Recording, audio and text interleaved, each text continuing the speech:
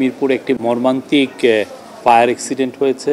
এই ঘটনায় সরাসরি চিফ অ্যাডভাইজার এখন রোমে আছেন, ওনাকে জানানো হয় এবং উনি সাথে সাথে যথোপযুক্ত কর্তৃপক্ষকে জানিয়েছেন যে এই ঘটনাকে তদন্ত করতে, এবং যারা মারা গেছেন তাদের মৃত্যুতে উনি শোক জানিয়েছেন। উনি বলেছেন যে তাদের পরিবারের পাশে আমরা আছি।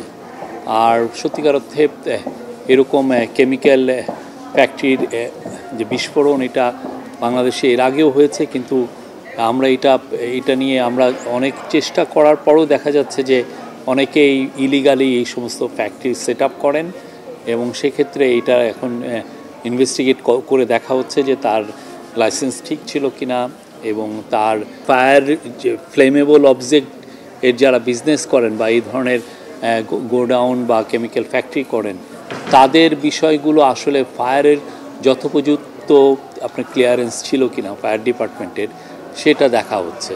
সেটা দেখে যথোপযুক্ত অ্যাকশন নেওয়া হবে।